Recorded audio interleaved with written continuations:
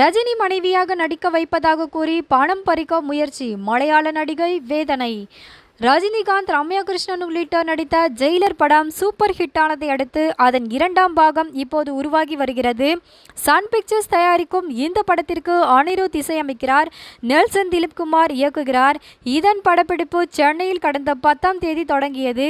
இந்நிலையில் இந்த படத்தில் ரஜினி மனைவியாக நடிக்க வாய்ப்பு வாங்கி தருவதாக கூறி மலையாள குணச்சித்திர நடிகை ஷைனி சாராவிடம் மோசடி முயற்சி நடந்துள்ளது. இது பற்றி நடிகை மாலா பார்வதியிடம் பேசிய வீடியோ பதிவை வெளியிட்டுள்ளார் ஷைனி சாரா.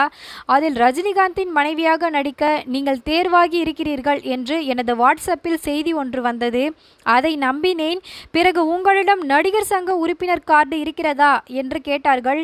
இல்லை என்றேன். நாங்கள் அதற்கு ஏற்பாடு செய்கிறோம் என்று சொன்னார்கள் மெசேஜில் வந்தவர். பிறகு சுரேஷ்குமார் என்பவர் உங்களிடம் பேசுவார் என்றார்.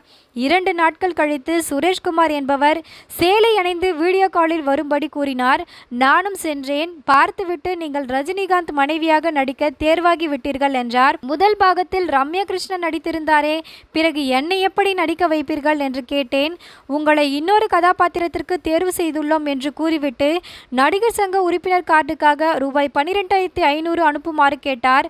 அவர் மீது சந்தேகம் ஏற்பட்டதால் 2 நாட்களில் தருகிறேன் என்றேன். அவர் முதல் தவணையாக கொஞ்சம் அனுப்புகள் என்றதும் சந்தேகம் வலுத்தது. பிறகு போனை ஆஃப் செய்துவிட்டு சக நடிகைகளிடம் விசாரித்தேன். படங்களில் நடிக்க நடிகர் சங்க உறுப்பினர் அட்டை வேண்டுமென்ற அவசியமில்லை என்றார்கள். நான் மீண்டும் அந்த நபரின் எண்ணுக்கு தொடர்பு கொண்டபோது போன் ஆஃப் ஆகியிருந்தது என்று கூறியுள்ள அவர், இப்படியெல்லாம் மோசடி நடக்கிறது, எச்சரிக்கையாக இருங்கள் என்று தெரிவித்துள்ளார்.